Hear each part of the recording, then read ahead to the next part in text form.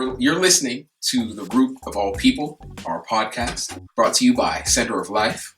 Our guest on this episode is a Hazelwood native and founder of the Pittsburgh Bullets, a community-based organization here in Pittsburgh that uses basketball as a means to engage people through a multitude of aspects, which we'll talk about in more detail today. On that note, I'm proud to welcome to the podcast Marcus Robinson. Hello. Hey, Marcus. Thanks for being here. Appreciate the opportunity. Now, before we get into things, we got to play a little game. Cool. I hope you brought all your knowledge with you. All right. First, what's the game we got today? All right, let me get over here. So, for today, I have a little game for us. You know the game Two Truths and a Lie? No. I'll learn Okay. quickly, though. So, yeah, it's pretty simple. So, what I'm going to do is I'll read you 3 statements. Uh-huh. 2 of them are true and 1 of them is a lie. Okay. And all you have to do is tell me which one you think is the lie. Okay, cool. Okay, here we go. So, the first one is Usain Bolt makes and sells his own candles. The second one is Michael Jordan has a strain of salmonella named after him. And the last one is Serena Williams voiced a character in Avatar: The Last Airbender. So which one do you think is the lie? That is really good. And I study all of those people. You know Usain Bolt has to sell his own candy. I know he does. He's a very adamant entrepreneur. I've done didn't a know lot that. of research about him more recently. He's a dope guy. He's really dope. Oh, man. I'd say Serena Williams voicing Avatar. That sounds true to me, too. Michael Jordan does not have his own That stream. sounds true to me. That sounds true to me. Salmonella? You think that one's the lie? Yeah, that one's a lie. Okay. Which one do you think is the I lie? think the Usain Bolt one is a lie. Okay. Why would what do you Serena think? Williams voice a character in Avatar? She's a But huge she's anime. dope, She's a bro. huge anime fan. She's an anime fan? She's a huge anime fan. So I think it's the Michael Jordan has a strain of salmonella. I think that's the lie. Sion got it right. No. What?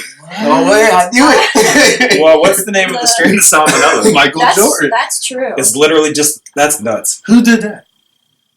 Some guy just discovered it. He was a fan, That's so pretty he sick. named it after. That's such a Michael Jordan fact, though. That is some very Jordan interesting information. salmonellas. Usain Bolt does not make his own candles, unfortunately. That's That's a lot nuts to too? Okay, Maybe so that he is- should. He should. I know he has his own he has his own spirits. Either wine or alcohol or something like that. So I watched one of his podcasts more recently. So That was a good one, though. Yeah. I knew I had to. You know, when she said salmonella, I thought flu games. That's funny. I didn't think about that. Not I'm until- really thinking like some like- Not until recently, though. They said that wasn't even the flu. He was just out. That's what. one Yeah. night. Mhm. Whatever. Yeah. Those 12s are hard. So I'm good. Crazy. We'll take the inspiration, whatever it is. No, that's good. Now, before we get into things like too much here, a little too seriously, tell us how long you've been playing basketball. I've been playing basketball. I actually started at Bergman Elementary. Okay. In the 2nd grade. No. Yep, 2nd grade. Is that like a local elementary school here? in Yes, Hazelwood? that's the old Propel. Oh, I'm not Okay. That was the original name of that elementary school where Propel was. It was originally Bergman Elementary. And what actually got you into? I guess were you playing other sports, or what drew you to basketball initially? My original, I played multiple sports. Okay. If you ask my parents, I probably was a better baseball player or football player than I was a basketball player. But I was, not into the boredom of baseball and the unnecessary physical contact in football. So basketball seemed to make the most sense. But I was originally drawn to and developed a passion by watching my older brother. Oh, okay. So I have an older brother that was 11 years older than me. So wow. he grew up playing in the city leagues, competing at a high level when basketball was big time in Western VA. So it was probably one of our last major waves in the 90s where, there was a lot of respect for basketball players that not only play in the area, but also went on to do other things. So I grew up right in the middle of that as a youngster. So being surrounded in it, going to the Connie Hawkins leagues and going up to the Hill District to watch the O's and M games and things like that. I'm a little kid, taking it all in, and he's a senior getting ready for college for the most part. So it was really exciting, and all it was about was just doing what he did, and one-upping and being better than him. So I was thinking I was going to say, I was living vicariously through him when I was a child, All right. waiting for the opportunity I'd have the opportunity to do some of the things that he did as well. So do you have any regrets not taking a different sport or anything like that? No. Never basketball. Okay. No. Basketball. It was something that I grew to love. Okay. Later on. Okay. But it was more or less the connection with the teammates that I was able to play with early on, the people that I was able to meet, as well as the response that people got when I played the game.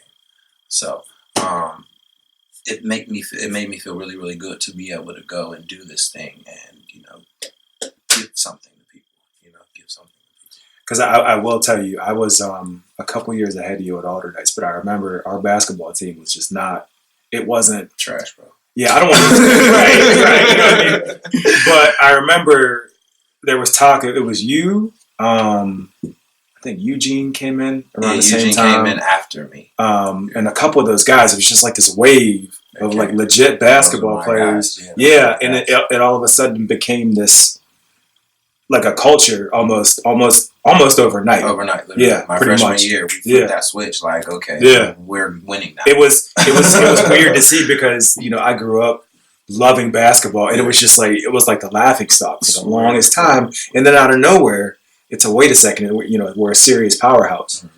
So, and that was the one thing is that because I got to see my brother play early on, I only knew how to play the game seriously. Okay. So when I came in and had the opportunity to start as a freshman and start at the 5 at that, it was like, I knew how to play the game and I was ready early on. So it was like, we need to change this thing. This is not right. Yeah. So can you tell us like a little more about that era? I know you mentioned like the city leagues in the 90s. Was there always or had there existed like a basketball culture in Pittsburgh, or was it always like a, I don't know, football town, hockey town? Ironically enough, for the age of basketball that we live in right now, Western Pennsylvania is the mecca for it. So shoe deals, large athletes, huge athletes, like superstar athletes, they originally got their base and their grounding here in Western Pennsylvania and throughout the Northeast. So people say New York is the mecca for that type of basketball player. But for the business and for the exposure of the game, it was developed here in Western Pennsylvania. So, and it's been going on since the early 1900s. Early 1900s. Actually, one of the first black-owned professional basketball teams was owned by a young man named Cumberland Posey. He owned the Homestead Grays. Okay. And he was really, really passionate about hoops too. So on the side, when he wasn't owning and playing for the Grays, he owned this professional basketball team as well. So, and he actually traveled the country, and they won the first national basketball game between two black teams. So that's some interesting history. That jersey's probably dope too. Probably it was super throwback. The Homestead Grays jersey was nice. Yeah, it was nuts. The basketball ones were more simple, just because you didn't need as much material. Right. Like that was the one thing about the baseball uniforms is that those uniforms were more protection than anything. You feel me? Because they didn't have pads or nothing like that. So to protect them from the elements. But it was amazing. And when I was able to see that, I was like, oh, okay, I'm not one of a kind. Mm-hmm. You feel me? Yeah. I'm a reincarnation of what came 100 years ago, for the most part. So it was really exciting to learn that I was just picking up the torch and being able to bring light back to the history of basketball in Pittsburgh. And I was looking online a little bit just because I was curious, kind of like being familiar with Pittsburgh and how it has several major league sports teams, why it doesn't have an NBA team. Mm-hmm. Is that something that you've thought about or something that you could? That's one of the primary inspirations behind what I do. So originally, that was my goal. Okay. When I played at Alderdice, I wanted to maintain that experience that we had because you weren't there, but the dice was lit. I heard between me and Wiz. Yeah, and then Matt came through. The whole culture. I didn't make that connection. That was within like 5 or 6 years. Yeah, the whole culture changed from just like this very calm, probably the best word for it, like this calm atmosphere, to all of a sudden there is a sense of tradition and culture here that wasn't really here before, and it was framed around Wiz Khalifa. It was framed around basketball. Cool. Football just kind of we want to trail off a little bit. Yeah, we want to chill while I was there. So, but the biggest thing was, I wanted to go play at Alderdice, go to University of Pittsburgh, and then up. It's like, shucks, I want to play professionally, but I don't want to leave Pittsburgh. Right. So when there were opportunities available, other, we'll say, semi-professional teams, because I consider my team a minor league organization, a development organization at that, not even a minor league. What would you say the difference is between? Why would you not consider yourself a semi-professional team? Because I take the time to develop the athlete. Okay. And prepare the athlete to get paid. Okay. Oh, wow. Gotcha. Okay. Absolutely. Like but that. not just the athlete, but also we're taking the time to develop the market as well. Okay. Develop the market as well. Because realistically, if the market doesn't understand what we're trying to do, then the market's not going to invest and the athlete will never get paid. Right. You're just going to put them out there to fail. Exactly. Gotcha. And realistically, the athlete from here playing basketball, if our market doesn't understand, will never get paid anywhere in the world. It's funny that you said that because I was just reading one of the starters for the Warriors. Mm-hmm. He has like this crazy 2-way contract. Mm-hmm. It's $79,000 for the year, Mm-hmm. which actually makes him eligible for some kind of public assistance because of where he lives. Exactly. Like that's how much they're not paying They're him to play not basketball. paying. Exactly. Yeah. Exactly. Yeah. So that's a good point. So until the Pittsburgh market grasps onto all the talent and athlete that comes out of this area and is willing to support it not only here locally but in other markets, like for example, TJ McConnell. If he went to Philadelphia because it was close enough to the Pittsburgh market to where Pittsburgh people would still be willing to support. Sure. You feel me? But it wasn't enough. That's why he's not in Philadelphia anymore. My hypothesis. Okay. That makes sense. My hypothesis. It makes sense. You have to go to where the opportunity is. Exactly. Yeah. Exactly. So realistically, it was about taking the time to develop not only the market but also develop the athlete as well. Because I accepted early on that potentially this thing wasn't going to come to fruition during my lifetime. Oh. But I could plant the seeds in the next generations, hence the development opportunity. Whereas this thing is going to keep going, whether I'm here or not. So when you were in high school, I guess you're thinking about college, thinking about your post-high school plans. What was the creation of the Bullets a part of that? Some business aspect? No idea. I had no clue that I was going to take this turn, bro. I thought things were pretty smooth up until, I got to college. Okay. I didn't, make the best choice in what university to go to take the full advantage of the type of player and student that I was. So, I hit some obstacles that, impeded my progress and didn't make it as smooth as I anticipated. So once we got to the end of the college road, it was like, okay, well, I had seen some things, and like most athletes that aren't at the top level of Division I sports or even college sports, is that they're pretty much ready to give it up at the end of the road. And I sat there for about 6 months, but then I was blessed with the opportunity to become a father. So I had my daughter. That changes everything. It really does. Swear. So my daughter Morgan was born in 2011. She was born in January 2011. I finished college in June 2010. I started the Bullets in December 2011. Wow. So yeah, she was pretty much. Once I knew I had the ability to create her, it was like, yeah, I could do it. I could do anything. You think a lot of that was about legacy too? Yeah. Okay. Yeah. I wanted to be able to create something that not only would maintain my identity, something that she could be proud of. Okay. But realistically, if it's something that she wanted to pick up, make sure she had the best opportunity to do that. You want her to play basketball? She's very talented. Okay. You feel me? So it would be an injustice for me to limit her to just hoops. That's a good answer. You feel me? So if she wants to do it, best believe we're going to get it done at the highest level possible. Good. But it's not going to happen until she's ready. Good. What you spoke about these challenges that you faced, when you got to college. What do you think? When was that moment that you said, I can't do this? Probably, what drove you to, Probably during my junior year. Probably December, midway through my junior season. I had transferred out of Stony Brook and transferred to Clarion. I spent a year there. Anticipated coming in as a top dog and being able to dominate at that level, not understanding how real the PSAC is.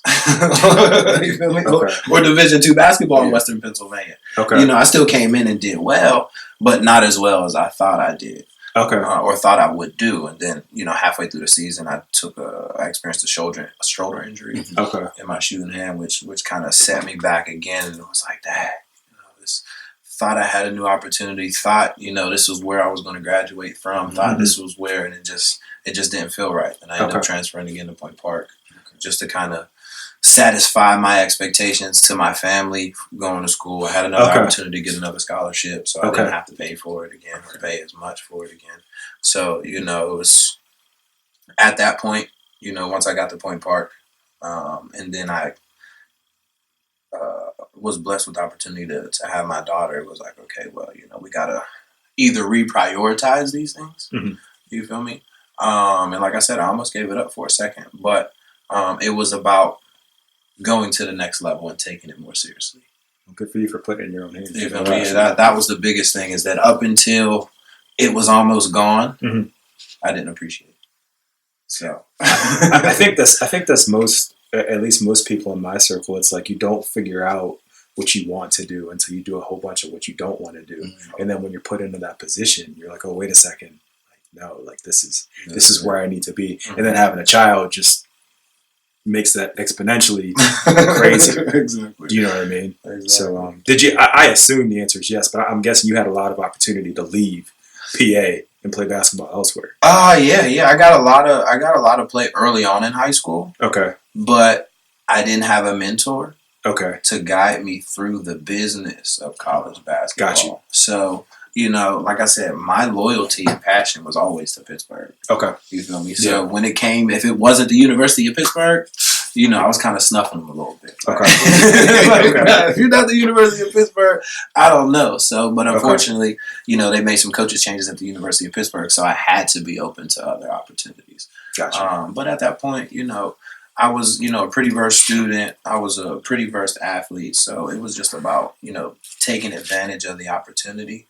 But I didn't get to the level of maturity where I consider maximizing the opportunity. Yeah, everyone's like that. I mean, you figure it out when you do. I think, I think currently, like in sports culture, people, even like more athletes, are more vocal about like the business of sports, NCAA, NBA. And you mentioned mentorship. So can you tell us about the importance of having mentorship? Oh, it's key, bro. It's key. It's essential in making sure that history doesn't repeat itself. Okay. Especially the negative things. Yeah. Especially the negative things. So the idea is, if you can pull on people that have already made the mistakes, or pull on information that's going to highlight the details on what not to do, you know, let's get that information and try and do something different. But I was the first in my family to play basketball at the Division I level. And my brother was 11 years older than me, so he was kind of here, but still at a distance for the most part. And then I was doing something that he hadn't done. So it was like, how do I call on you for advice or call on you for help when it's like, you don't know? Right. So it was honestly really, I either had the choice to either step up and mature really, really quickly, or just let the chips fall where they were going to fall, and, you know, be one of the first to come and learn the lesson, so that the next in line will do better. Yeah, we'll do better. So absolutely, that's a good outlook. Thanks, great. Your organization it encompasses more than like just a basketball team, clearly. So how is it that you've been able to use basketball to engage communities, not just like on the business or economic side of things, but you mentioned health and wellness as well? Like I mentioned early on at Alderdice, and even in high school, in middle school, I was one of the top athletes in the country. So I dunked for the first time in the 8th grade. So that was like, rah, rah, rah, rah. So got a lot of pub and got a lot of attention. And at that point, you know, I understood that people would respond to certain things that I did if I did positive things and did them in the right way. Or always want to respond to the negative things. So with that, when it came down to taking control of my life, it was like, all right, bet. I had put myself in a position to where I had made some negative decisions, and it was like, dang, people are clocking me. Like, they see all the bad stuff I'm doing, right? So let me try and flip that, and let's do some positive things, right? And let's see what happens, because the negative things weren't bringing me anything to my life. They were just taken away. Yeah. So it was like, all right, well, let's just turn that all on its head and do something different. See if we can create a platform to now things can be more fruitful and more positive in my life, and then more positive in other people's lives as well. So that was pretty much it. Just taking my passion and using it to connect with people, and obviously trying to aspire to be the best athlete that I could be. That pulls in nutrition, that pulls in business, that pulls in mentoring, that pulls in discipline, that pulls in yoga, that pulls in weight training, it pulls in all those things. So, but then one of the other things that I did right out of college while I was transitioning from, deciding that I wasn't going to be a college basketball player and I was going to find a way to become a professional basketball player, I became an insurance financial consultant for State Farm. So I was already actively in the process of working with and being in a position to help people. So, and through those two experiences, I've come to understand that that's just my passion in general. Just trying to put myself in a position to where I can be beneficial, with, whether either the knowledge that I've acquired, the resources that I've acquired, or just, being able to brainstorm and help other people understand that they have all the pieces that they need to do what they want to do. Absolutely. You just may have to take it and flip it over and look at it a little different. Like, oh, okay, it worked now. Yeah. It's such a crazy point bringing up that people mostly pay attention to the negative. I mean, I think even with social media, that's kind of where we are now. Like that shock value is what draws attention. So how have you been able to take all these positives and really capture what the Bullets are about? Because it's tough overcoming negative publicity. It's even harder to take a positive and get people to feed into it, because I think people are very jaded and they think there's always an angle or something that you're trying to get out of them. And it's clear that you're trying to just benefit and help. So how do you get that across? That was the unique thing about just the name itself. Because at the time when I created the organization, murders were pretty prevalent and still are pretty prevalent. Or we'll say the marketing of murders was pretty prevalent in Pittsburgh. So to name my team the Pittsburgh Bullets was like, oh, what are you doing, bro? Like, what are you? Yeah, that kind of crossed my mind a little bit when I was first saw the name. What are you thinking? So I didn't, instead of trying to overcome the negative, it was about becoming a light in the midst of the negative. Okay. You feel me? So now when people go and Google Pittsburgh Bullets or Pittsburgh Murder, right? Oh, yeah. I'm at the top of the list. Yeah, I see. You feel me? Take advantage of it. Take advantage of it. So now you see me first, and then you'll go in and then you'll see my Stop the Violence event. Yeah. You'll see me working with the kids. You'll see me traveling the country, doing, speaking to people, inspiring people, doing different things. And it's like, if you're really paying attention, you're not even going to get to the negative stuff. Hopefully. You feel me? On the other pages, because I put enough up there to keep you captured. to keep you captured. So I wouldn't say never wanted to make the attempt of overcoming the negative, because one of the things that with maturity I'm coming to understand about this life is that it's about balance. Right? So if there's no bad, there's no good. You feel me? If there's no villain, there's no superhero. Yeah. So I chose to rather be one of the villains. I chose to be one of the superheroes. You feel me? But I need my villains so that I can continue to do my thing. Could you tell us a little more about those the Stop the Violence events? Because I think I saw something online, like you've had up to four or five, basketball tournaments or just a game, just a game of memory and commemoration to take the time. One of my better friends, Dion Nesbitt, who attended Alderdice and played football there.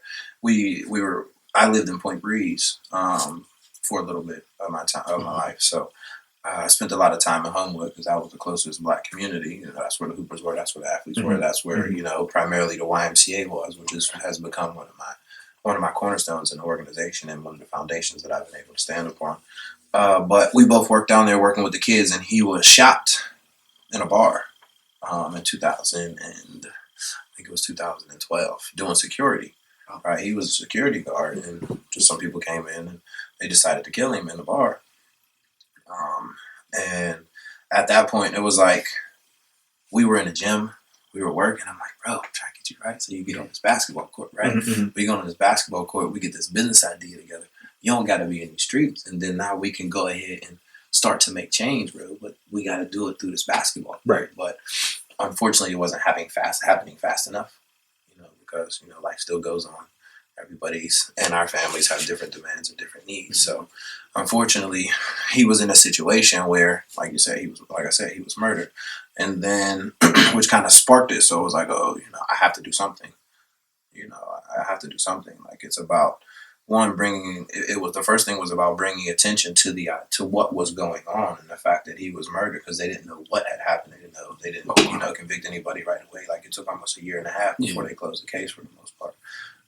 But through the basketball game, I was able to reach out to the news so they would come out and shine some light on the event. Was able to do a couple different interviews with on KDK, with Lynn Hayes Freeland and things like that. So was able to call upon the community and bring some attention to the idea. And I feel like that it may have aided in them closing the case over time. But that was the first thing. But the second thing was just keeping his memory alive. Yeah. He was a dope athlete, but because we were lacking opportunities here in Western Pennsylvania, he wasn't going to have an opportunity. You feel me? And it was unfortunate. He was like 22, 23, bro, like 6'5", like 265, like solid, like a physical specimen. But he didn't have an opportunity, or he didn't live to take advantage of his opportunity. So it was about, or it is still about, keeping his memory alive. And then time went on, and then a couple months, somebody else got shot. Somebody else I grew with got shot. Somebody else got shot. Somebody else got shot. Somebody else got shot. It was Amani Porter, a good friend of mine, went to Alderdice. Greg McLeod went to Alderdice, or we went to Stare together. Janice Talton, she got shot in Homewood. Most of them got shot in Homewood, down the street from the YMCA. So we're like, bro, I have to do something, like, because it wasn't about going out there in the streets and fighting negative with negative. It was about, again, being right in the midst of it and being a positive light. So now, when somebody just got shot yesterday, but there's 200 people in a gym, and we're advocating to stop them about it. Yeah. You feel me? Yeah. So, and then ideally, just letting people know that, despite what people were saying, Homewood is still a safe place. You feel me? It's just as safe as anywhere else in America. If you're making good decisions. as an individual, if you're making good decisions. But also to give people an opportunity to come together, because we all were grieving. You feel me? We all were mourning. But so it was like, all right, I'm not going to be in a crib doing this by myself. You feel me? So it was like, let's do something where we can come together and heal through this process together. What's dope about that is that you're making these terrible deaths. They're not in vain, right? But I think one of the takeaways is that just as a people, we have to stop coming together for these negative reasons. Like, create these positive atmospheres and bring people together. And basketball is just like an incredibly positive sport. And why not have a bunch of people come together and do a positive before somebody gets shot and killed? Why are we only coming together, we can for a funeral, right? When you can prevent it, we can prevent it because it was probably somebody that lived in the hood. You feel me? That lived on another street. That didn't know him. You know what I mean? That's never seen him before. May not have seen him often enough. But if they would have came to an event, they'd had opportunity. Exactly. Oh yeah, that's my man. I'm not gonna. He's not a stranger. I'm not gonna treat him like that. It's like the butterfly effect almost. It's like every little, you throw a stone, you don't know what that ripple's gonna do. You never know. So, and then the other thing, right? Because I like to do things on multiple levels. So the other thing was to create a platform to where now we can start to brainstorm a solution. Okay. So I've worked with the Community Empowerment Association, which has been a cornerstone in Western Pennsylvania for, I think, close to 30 years now. It's run by Brother Rashad Birdsong, who's a former Black Panther and an advocate for everything that improves the colored community in Western Pennsylvania and all across the country. So he came and speak. We worked with Mad Dads, which is like a gang prevention organization that's based in Homewood, which is just a group of fathers that have come together to speak with the community and be like, yo, we're going to make an effort to try and alleviate some of these problems in the neighborhood to make it safer. Who else did I have come speak? Had a few people come speak on depression and managing, our mental health.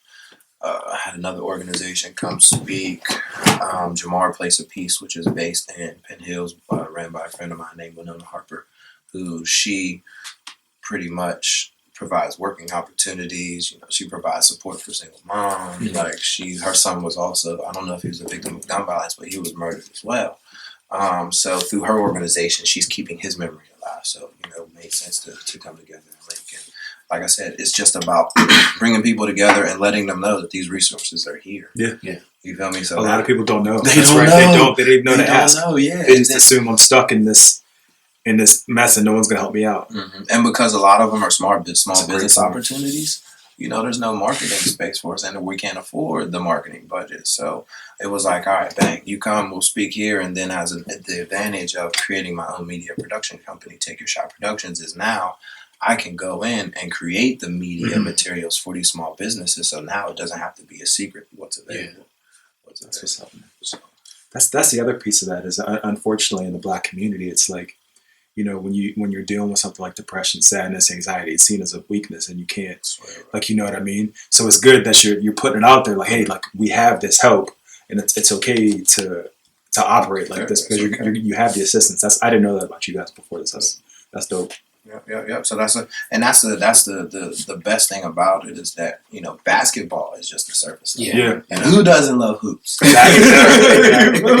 Who doesn't love hoops? But while we're talking about hoops, we might dabble in politics. We might dabble in some space. We might dabble in some, you know, disease management or illness prevention or rehab. Like, it's just a surface, just to get us in the door and get us at the table and looking eye to eye and relating. Which this just came to me. The one thing I wish you guys didn't dabble in is we did me and my buddy did a basketball tournament in Natrona Heights, like 3-4 years. Right. My boy Brandon Walker put it on. Listen, it's not fair that you guys, you athletes, you come and you get these games, and we're just out here for fun. It's just inspiration, right? bro. And you guys are calling plays out. And I haven't seen a boxing one in so many years. It's just not right. I just want to get that out there. It's not fair, bro. That's all. You know, it was about developing the market and showing people that we can take the game more seriously. That was it. Yeah. And I bet you turned up after that. Oh, I mean, it was a great time. It was a great time. Don't get me wrong. It wasn't expected. I got you. No doubt. How have you found it, like, since starting the Bullets, how people have been drawn to the organization? Like, how is it to, like, engage people? Is it easier? Just because it's, like, basketball and people are just, like, interested? It's super easy. Like, because if I tell it to you, hi, my name is Marcus Robinson. I'm the owner of the Pittsburgh Bullets professional basketball team in Pittsburgh. One, it's like, okay, Pittsburgh Bullets, it's like professional basketball team. That's what sparks it. But then it's like, professional basketball team in Pittsburgh. Like, what are you talking about? Right. So that alone is what opens the door and wants people want to know more, or wants people to want to demand more and understand more about what's going on, because oftentimes they're not going to know. Yeah. And typically they do know Pittsburgh doesn't have an NBA team. You feel me? So it's like, what is going on? What am I missing? Condors was the last Pittsburgh team, right? They were an ABA team. So yeah, if we say. They weren't. They weren't a professional team. They were not?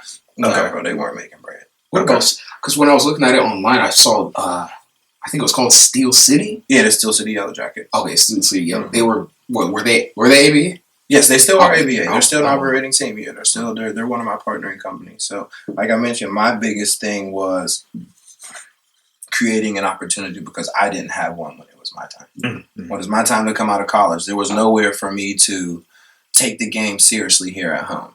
You feel me? So we're in Pittsburgh, where it's like we just gonna come together to have some fun. If we can bust some money, we can bust some money, but we're not gonna take time to really work on our game and get better. So when I went to New York, that was unacceptable. Oh. You feel me? That was unacceptable. It's totally different. So I was there for 2 years. So it was long enough for my culture and my expectations and my understanding of the game to change. So when I came back home, I didn't fit in.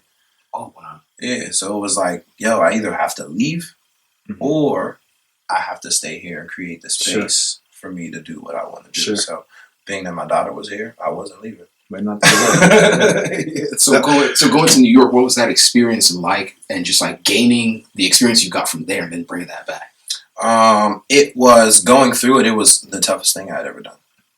Yeah, the toughest thing that I had ever done. But looking back, it was one of the most powerful 2 years of my life because, you know, I had terrible habits. I didn't love the game. You feel me? So if you don't love the game, people that do will not allow you to continue to disrespect it.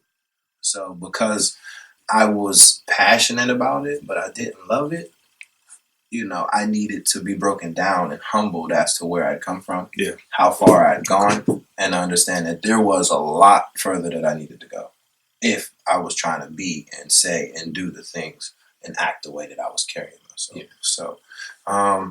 So now to be able to come back here and then start to change the entire culture in Western PA, because I look up, it's been 10 years and my kids are in college. They're about to graduate from college, bro. Yeah, that's nuts. So I started my Spark training business right out of college. So it was about had to find a way to get paid to stay in a gym. Mm-hmm. So that was the first thing. And then it was also, or that wasn't the first thing, but that was a need at the time, being a broke college student. But also it was about getting in touch with other athletes to help them make sure that they didn't go down the same avenue that I went. You feel me? So like one of my first athletes who's doing extremely well, and it's all over the national stage right now, is Paris Ford. Okay. He's a D-back for the University of Pittsburgh. Okay. So I started training him when he was about 12 or 13 years old on basketball. And one of the other niches is because I play multiple sports, we just do basic athletic training. Mm-hmm. So I was able to help have an imprint on him as a young athlete. Mm-hmm. And then after that, like once he was done with me, he went and dominated. Like it was like once he got to high school, it was no looking back. It wasn't no looking back. So and he comes from a lineage of professional athletes. His brother was a professional D-back in the NFL. So there's no doubt that he's going to have the opportunity to get there. So, but it's about determining if, we're going to take advantage or if we're going to maximize. So hoping, that he's going to continue to mature on the rate that he has, and that he'll be in a position to go ahead and maximize and be another great football player out of Western Pennsylvania and be one of the first to come through Spark training, come through Spark training and get it done. So what did it take to take that first step, just like coming out of college and you're working and you want to, what did it take to say, okay, I'm going to start this today. This is what I'm going to do, and essentially change the trajectory of your life or career? Probably I'd say hitting rock bottom. Okay. And having a baby on the way. What was rock bottom for you? Rock bottom for me was understanding that I wasn't who I thought I was. Okay. You feel me? So I came to understand more recently. Everybody talks about this midlife crisis. Like, what is a midlife crisis? For real? It doesn't. First of all, it doesn't. You don't. It doesn't. It's not midlife. It can court at 25. Like 25. So how old am I? 34. Yeah. Anywhere in that transitions. Oh, absolutely. That midlife crisis. That's a ancient term. Exactly. Yeah, you don't have to wait. Exactly. It happens when it's supposed to. Exactly. So based upon the expectations that I had for my life from 6 years old, it was like, bro, I'm playing basketball. So, but yeah, rock bottom for me, bro, was when I hit that first midlife crisis, coming out of college, when it was like, all right, well, I'm not really, based upon who I thought I was, I'm not really that guy. Okay. So it was about, at that point, determining if I was going to accept that narrative, or if I was going to start to write that story of me being that guy. So, and I decided to write that narrative. And that was it. Absolutely. I think. Like, really, it was really that simple. Like, it was really that simple. Aside from being at rock bottom. And having support from my family, because without their support, then I wouldn't have been able to take the risk to make the moves that I made. So, having the support from my family and being at rock bottom, it was like, I'm not supposed to be here. And I'm going to choose not to stay here. I think that takes a lot of self-awareness to come to that point and then make the decision. Like, I think that's great. I think every human being needs to. I mean, I can tell you even from my own perspective, I had reached such a dark, terrible place that I worked my ass off to get to where I am now, because I always told myself I never want to go back to that place. I'll do whatever it takes to never get back there, and that was my rock bottom. So I totally understand where you're coming from. But now the only thing about the rock bottom, right, is what I've come to learn is that it is necessary. Like, it's essential, bro. Like, absolutely. Because it's like life is cycles. So there's always, you go through all 20 stages, and then it's like there's going to be stage 1 again. You're going to be at the bottom of the hole again. Yeah. So, but the idea was to understand how to create that experience and go through it at your own will and not be at the will of the experience, you feel me? Mm-hmm. So, taking control. Yeah. Being more disciplined. Like if, let's say, rock bottom is not having no food in the fridge. So that means, okay, we got some bread, but I'm not going to buy as much food and find a way to get it done without splurging. Mm-hmm. You feel me? So now we go through that for a week. Guess what? We done saved some money. So now we that much further away from rock bottom in the future. You feel me? Yeah. So if you can find a way, or for me, I found a way to personally create those experiences so that those essential tools that you need to survive rock bottom become more consistent in everyday life. Oh, wow. You feel me? So it's not about, settling. It's not about being satisfied. It's not about taking steps back. It's about always being in a position to move forward. That's it. Would you say that's part of the reason why, I guess with the Bullets, that was there a specific reason that you entered the not-for-profit space? I wasn't sure where my money was going to come from. Yeah. I wasn't sure. Like I said, I didn't know how it was going to get done. You feel me? But I knew it was going to get done. So the idea was to keep the umbrella open so that I wouldn't limit myself in any way, shape, or form. Because people say, "Oh, you're nonprofit 501(c)(3), but that limits you in a lot of ways." Oh, you feel me? I mean, realistically, if you look at it, and being an independent and being somebody that was taking control over not only my life, but over an industry that nobody here in Western Pennsylvania has more experience than I do. Very few people, and most of those people are my mentors, and I've absorbed their information. So, so there weren't too many people. So if I'm dealing with a 501(c), then obviously if somebody puts their money in, then there's expectations that have to be met. Yeah. And then even more importantly, I don't think I could find funding for the support of a professional sports team as a 501(c)(3). Maybe a youth sports team, but not to support men. It'd be tough. Exactly. It's not a priority. I work in the nonprofit sector too, and you don't hear a lot of talk about that. Yeah. Unfortunately, there's not much funding for men out here. Where there's not many social services for men in general, and or more importantly, single fathers. So. That's something else that I anticipate getting into in the future, creating an advocacy group for single fathers and creating resources to where, we can get information and get access to the things that we need in order to stay present in our kids' lives. So, yeah. But whichever, that was it. Can you, on a more positive note, can you walk us through getting your own sneaker deal, getting your own branding, basically? It was first started with the research, Mm-hmm. right? It started with, breaking it down and getting connected with people that have come before me. Mm-hmm. You feel me? So it was like, Michael Jordan has the dopest shoe deal in the world. You feel me? He pretty much opened the door for the game. So it came about understanding who Michael Jordan was, how Michael Jordan got to be Michael Jordan. You feel me? And it first started with adversity. He got cut from his high school basketball team. Mm-hmm. And everybody knows the story. It's like, I went home, cried about my mom. And it was like, it's done. I'm never doing this again. Right? So that was his rock bottom. Yeah. You feel me? So now it was about, okay, bang. I had my rock bottom, right? This is my launching platform. This isn't, where I'm going to settle. So it was about following his path. And then I got connected with the fact that in high school, he used to come to Western Pennsylvania to compete in the 5-star basketball camp, which was like the hotbed for all the new talent here in Western Pennsylvania. I think it took place at St. Vincent High School, or St. Vincent College, excuse me. For all the top high school athletes, before there was social media, before there was highlight tapes, before there was large college recruiting on a marketing basis. Mm-hmm. You feel me? They would come to Western Pennsylvania because it was nice and quiet and secluded. People, it was pretty much centralized on the East Coast for the most part, and some people could get here pretty conveniently, but guys would come here and battle it out. So there was not a young man, but an old man named Sonny Vaccaro, who's from Western Pennsylvania, who was like the godfather of the business of basketball as we run it right now. So learning that he was from Western PA and he was one of the pioneers to tell Nike, like, yo, Jordan's the guy. Mm-hmm. You feel me? Jordan's the guy. So when I went back into the research, I'm like, yo, Jordan's, he's not 6'6", bro. He's like 6'4", 6'5". Like, he's like my height. Really?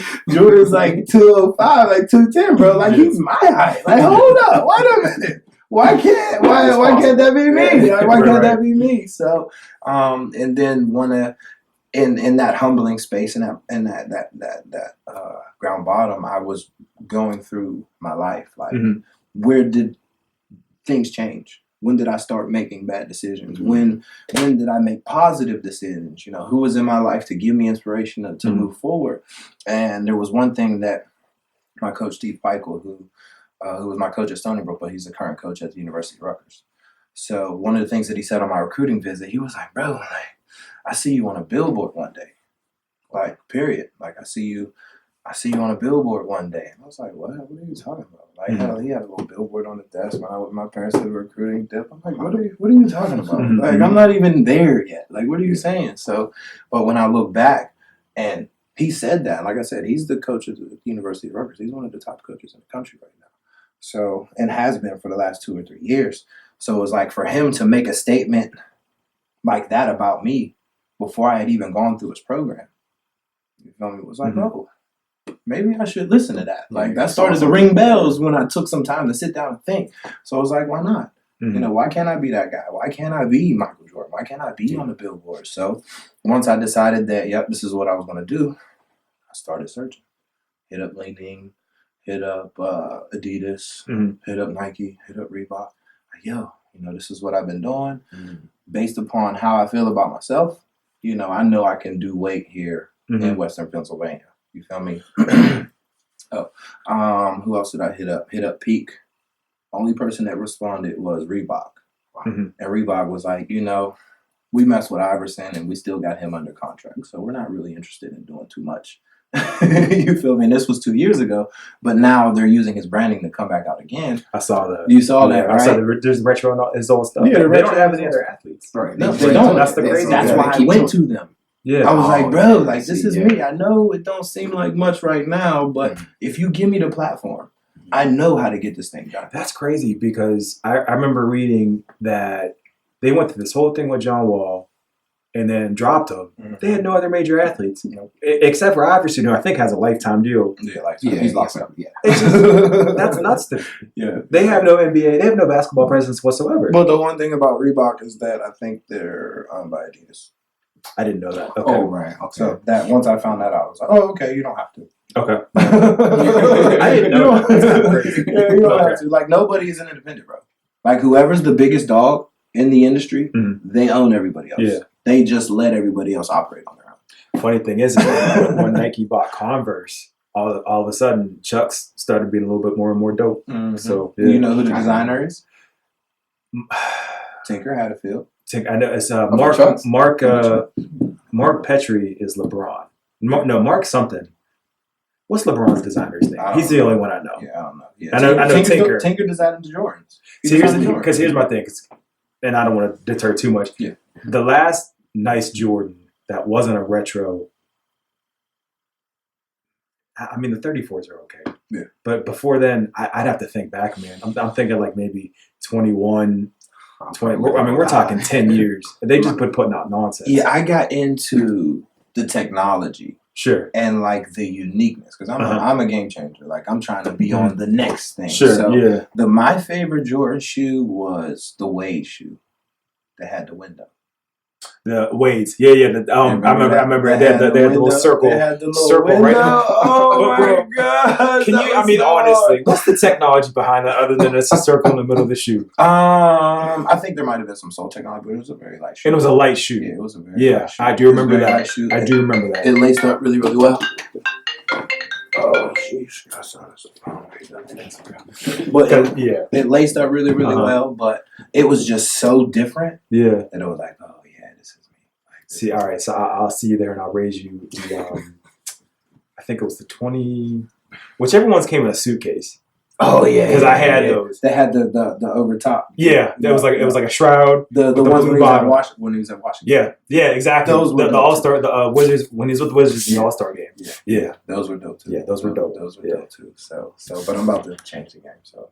Yeah, those are really nice. That's all sweet. Can we purchase these? Yes, anywhere? right now we're just doing online stuff. Okay. So they're available at eBay, or you can go to crossoverculture.com, or you can order them directly through me. One of the things that I do differently that Jordan has never done is I personally hand deliver every pair. Oh, that is dope. Every single pair. I don't care where you're at in the country. If I can get to you in a reasonable amount of time, I'm gonna get to you. Okay. So just to show that personal appreciation and get that personal touch, I'll sign a box, sign a shoe, whatever. Just so now, for you making that investment, you feel me? When things blow, you'll be a part of that movement. The opposite of the Baller brand. Exactly. You really hooping those. Those aren't gonna fall apart. Yeah, exactly. Yeah. You won't ruin your ankle in your career. Yeah. These are real hoop shoes. But it started with me believing in myself, bro. Yeah. Believing in myself. Okay. Understanding that I always had the potential to be that guy. But until I accepted it and started to apply the effort, the energy, and the work, and the focus, and the discipline, then I would never become it. So once I started to apply those things, it was like, oh, I can be that guy. So I reached out to Crossover one day randomly. They were in East Bay. I'm just going to the East Bay. Right? So send them an email like, yo, this is who I am. Just like I hit all the other ones. This is who I am. This is what I'm trying to do. I'm from Pittsburgh. You might not know Pittsburgh for nothing in regards to basketball, but if you give me an opportunity, you're going to have to cut me a $10 million check. Like, that's what I said to you. No lie. Right? And it was like, dope. We'll give you a shot. We'll send you some shoes. Do a review for us. That's all we want. And then you good. I was like, okay. That's all you want? And then now, almost a year and a half later, I've done close to $10,000 in merchandise sales in pretty much Western Pennsylvania alone, in a non-basketball town. That's incredible. How you do that? Now, if people want to purchase those through you specifically, how do they reach out? You can hit me on the website, Okay. PittsburghBullets.org, or just throw Pittsburgh Bullets into the Google box. You can call me, 412-537-3793. You can send me an email, hit me on IG. I'm a regular dude. It's no big deal. Okay. I'm a regular guy. Just send me your size and your favorite flavor, and then I'll be knocking on your door. Awesome. Yeah. I try and keep it real personable, man. It's like, and the biggest thing is Pittsburgh is we're a large town, but we're a small town, right? I agree. We're regular people, right? But we're very capable people once we decide to be. Once we decide to be. And when you look at the history, you'll realize that, like, if you realize that the world wouldn't be as it is without steel. Oh yeah. Point blank period. Eiffel Tower, nothing. The what is it? The Burj Khalifa? No, it's not happening without steel. You feel me? And there were very few places in the world where steel was made. And here in Pittsburgh, we took full advantage of that thing, maximized it, and our imprint is everywhere. Goes back to what you're saying about rock bottom, and that's how Pittsburgh is a lot of people, they figure it out when they have to, when they have no choice, and then beautiful things happen. Happen. So when you decide to make something of what you have, then you'll realize you'll have everything, and then everything else that you need, if you need it, will come along the way. Burj Khalifa is on my bucket list. It's the tallest building in the world. There's a couple of them. I need to get there. Yeah, bro. It's funny thing, right? So I've been, the first thing was about changing the atmosphere in Western Pennsylvania. So it's been 10 years. I've been developing coaches, developing athletes, different sports, things like that. Doing consulting for AAU teams, working with different high schools, doing large camps, small camps. So literally, I almost got my hands on everything basketball here in Western Pennsylvania. So it was about first developing this market and then now branching out and finding other markets that are like Western Pennsylvania and giving them an opportunity to take full advantage of some of the things that the game can do for them. So one of my first things that I had done as an individual, self-branding outside of the Pittsburgh Bullets, was I did a mission trip to a Native American reservation in Bayfield, Wisconsin, which is at the tip of Lake Superior, which is like 15 hours away, 15-hour drive. So randomly ran into an opportunity like, yo, you want to go to Wisconsin and play in a celebrity game? I was like, yeah, why not? Like, this is right in line with what I want to do. Like, this was the first opportunity to where, I had started to understand that, I could be that guy. So, went to Cleveland, picked up a couple guys that I'd never met before, drove the 12 hours from Cleveland to Wisconsin, got connected with the Red Cliff natives in Bayfield, Wisconsin, which is like my extended family.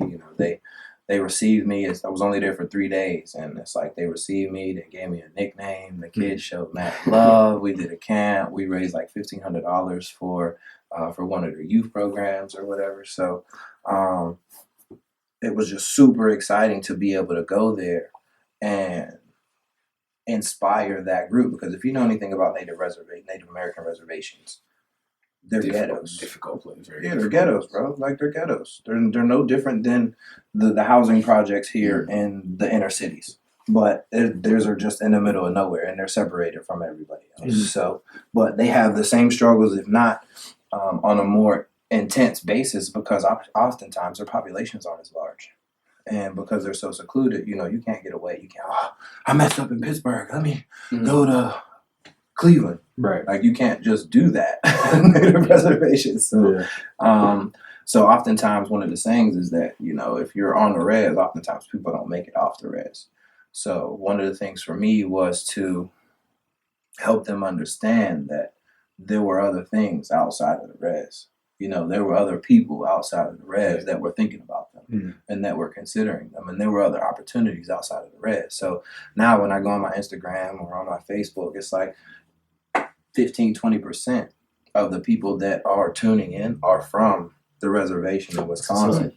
It's good. So it's like, so they're following me. They're seeing me grow. They saw me go from nobody to airborne to now I'm Cloud 9 with a shoe dip. You feel me? So, and since then, there's been one of the first athletes that I worked with. There's been a couple of them that have actually gone off to college to start playing basketball at the college level as well. So, and then there's another wave that's about to come out probably in another 2 years of young boys that it's going to be an elite group. So helping them I got in touch with them when they were in 8th grade. So to let them know, like, yo, if you start gymming right now, you can go 1,000 miles away and go hoop. You don't have to stay here. You can come back here. You can visit here. You can love this place. But this isn't the bounds of your experience. So that's the next move for me, is being able to continue to travel the country and get connected with, people that may need, we'll say, a spark, that may need, just a little push, a little guidance to help get them moving in the right direction, because that's all I needed. You feel me? And once I got that, now here we are 10 years later. 10 years later, with one of the first mentors that I got linked with, it was a young man named Pete Strobel, who I think he's based in California. He's from California, but he moved to Pittsburgh and started a basketball business, one of the top training companies here in Western Pennsylvania, called the Scoring Factory. And he started, on a small basis, just doing free stuff, working in the hood, and then built up his clientele. Now, like I said, he's one of the largest training companies in the world. But I had the opportunity to spend a week with him. Like a week. It was like maybe 3 days, 3 hours a day, 9 hours, so 10 hours with this man. And from the information that I received in that 10-hour period, turned into everything that we have right now. You feel me? You credit him a lot. No, it was him. It was him. Wow. Really made that connection. It was just that experience was another, like, a confirmation for me. After I decided to not be at rock bottom, getting connected with him, he provided me with a lot of confirmation. I was like, young man, you are doing the right thing. You feel me? Wow. You feel me? But one of the other things was, he not only gave me the information that I needed to continue to pursue what I wanted to do, because one of my setbacks was I never decided to go to the NBA. And realistically, I never decided to get a college degree. So now it's not a question that I didn't go to the NBA and I didn't get a college degree, because I had never decided while I was in the process to do those things. So, he kind of broke me down and was like, yeah, realistically, you're not going to have an opportunity to play in the conventional professional experience. They're just not going to open the doors for you right now. Like, just keep it 100 with you. So it let me know that doing what I was doing was going to be what was best for me. But it also let me know that, considering what I had done and where I had gone, I wasn't the only one. You feel me? There's hundreds of thousands of other meets throughout the country and throughout the world that having the opportunity to put what I do on the internet, people have reached out to me from Africa, and I was featured in a documentary that was shot by one of the Russian production companies last year. So I'm running on, I don't know if it's syndicate, but it might be syndicate in Russia on a documentary. So, working on getting a deal with the country in Nigeria, working on helping them do some grassroots stuff there, working on getting my feet wet in Greece as well, helping to develop their grassroots thing. So it's like to go from rock bottom to now as an individual, I built a global platform to where now I can impact the game and develop the next wave. So and then build a legacy for myself. That's awesome. That's awesome. Legacy. That's good. Hey, well, that's great. I know. You keep talking about Hey, that's great. I mean, I could be here. I could keep doing this. There's so much, man. We gotta spend time to talk more. Appreciate it though. Marcus Robinson stopping by, Center of Life, for the Roots of All People podcast. You can find us online at centeroflife.net. That's to stay up to date on our latest information. And to stay up to date with Marcus and his organization, you can find him at facebook.com/Pittsburgh Bullets. Right. Or just throw it in the Google box. Pittsburgh Bullets, throw my name in the Google box. My face will pop right up. Wherever I'm at, it'll be right. He's in Atlanta. Are your home games at the Y? Where are your One of the initiatives was because of the negative experiences that were taking place in Homewood. People were like, I'm not coming to Homewood. I was like, I respect that. So rather than, that's another obstacle, rather than succumbing to it, I was like, bang, we'll travel then. Okay. So now as a result, 5 years ago, I got kicked out of the YMCA and people were like, I'm not coming to Homewood. Now I have access to over 150 gyms throughout Western Pennsylvania. So the idea was to take the game to the people because there's basketball fans out there. Yeah. But there's just not a space for them to come out and be like, rah, rah, rah, let's hoop. So now it was about going to their small communities, going to their doorsteps, coming to their backyards. In their streets and be like, yo, you can come out. You don't got to be shy. You don't got to be shy. We're here. There's an opportunity for you.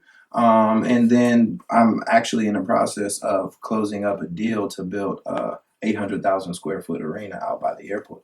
Nice. So the idea was like, bang, I'm going to come to your house. I'm going to come to your house. I'm going to come to your house. But when I build my house, everybody better show up. I need you guys. You guys come party with me. You've essentially went out and found the market. I mean, that was always because when I was looking at it online, because people had reasons why there's not an NBA team in Pittsburgh, they were like, nobody did the work.